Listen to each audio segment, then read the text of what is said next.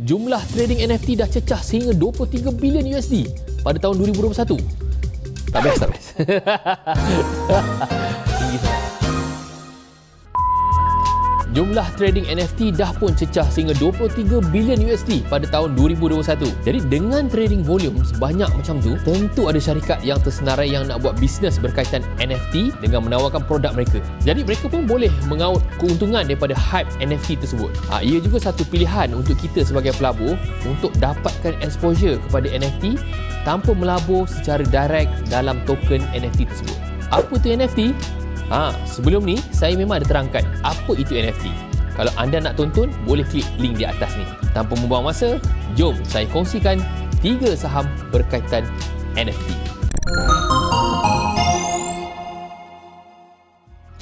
Assalamualaikum, saya Helmi.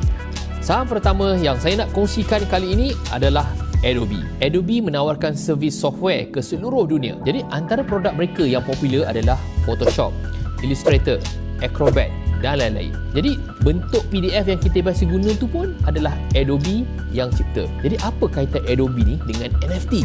Satu masalah terbesar dalam dunia NFT ialah art theft ataupun kecurian karya seni.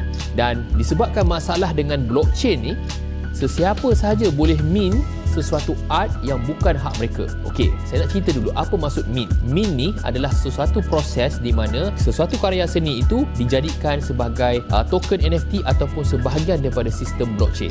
Contohnya kan, saya boleh Google apa-apa saja image, kemudian saya mint image tu sebagai NFT pada mana-mana platform NFT. Kemudian saya jual. Kelemahan blockchain ni, dia tak ada sistem yang boleh detect sama ada art yang pengguna nak mint itu adalah hak milik mereka ataupun bukan. Jadi sebagai syarikat yang antara pengguna utamanya adalah kreatif profesional, Adobe memperkenalkan feature content credentials dalam Photoshop. Jadi feature ini boleh membantu penjual NFT ataupun digital artist untuk membanteras kecurian karya seni mereka. Penjual NFT ni boleh linkkan Adobe ID dengan wallet kripto mereka dan kemudiannya membolehkan NFT marketplace mengesahkan kesahihan digital art yang nak dijual. Jadi Adobe bekerjasama dengan NFT marketplace seperti OpenSea ataupun Rarible untuk tujuan ini. Of course, langkah ini memang takkan basmi terus kecurian seni, tetapi ia sebagai satu langkah untuk membantu digital artist dan pembeli NFT untuk cek dulu NFT tu sebelum nak beli. Kalau tengok kepada V-Star chart dalam V-App, Adobe ni memang syarikat yang sangat profitable. Skor profitability dia dalam range 9 ke 10 memang cemerlang. Skor macam ni lah kira power lah. Antara sebab Adobe ni profitable ialah model perniagaan mereka yang menggunakan SaaS model ataupun software as a service. Produk yang ditawarkan pun boleh digunakan oleh mana-mana industri dan tak inklusif untuk industri tertentu. Jadi sebelum saya share saham yang kedua, jangan lupa tekan subscribe dan butang loceng tau. Jadi bila kami kongsikan video top 3 saham yang akan datang, anda akan jadi orang pertama yang akan terima notifikasi. Saham yang kedua pula adalah Twitter. Twitter ni media sosial yang kita semua pun dah familiar. Jadi di Twitter kita boleh tweet, quote tweet orang lain, dapatkan berita terkini dengan pantas dan sebagainya. Pengiklan pun boleh promote jenama, produk dan servis mereka di Twitter. Twitter ni boleh dikatakan adik-beradik dengan Square ataupun sekarang ni dah tukar nama kepada Block sebab kedua-duanya diasaskan oleh Jack Dorsey. Jack Dorsey ni antara individu yang passionate dan percaya Bitcoin akan replace US dollar. Disebabkan kepercayaan Jack Dorsey ni, Block adalah antara syarikat awal yang memenangkan pengguna mereka menjual beli Bitcoin. Jack Dorsey ni telah turut jual tweet pertama dia dalam bentuk NFT. Twitter sekarang ni dalam usaha membolehkan pemilik NFT connectkan dengan wallet kripto kepada akaun Twitter mereka. Disebabkan NFT avatar ni sangat popular, Twitter nak membolehkan pengguna platform mereka guna NFT avatar sebagai profile picture. Mereka juga ada rancangan untuk membolehkan pemilik NFT display koleksi NFT pada akaun. Jadi dengan display NFT avatar dan collectibles, ia boleh merancakkan lagi networking antara pelabur NFT. Twitter juga adalah antara platform utama untuk pelabur NFT mencari karya seni baru yang berpotensi dengan carian #NFTdrops. Berdasarkan V-App, skor profitability Twitter maintain 7 sejak 2017. Skor ini dikira skor yang baik. Dengan platform yang mesra NFT dan cryptocurrency, in the near future tak mustahil yang Twitter boleh jadi satu platform pengiklanan utama untuk NFT dan juga cryptocurrency. Saham ketiga saya nak share ni adalah Unity Software.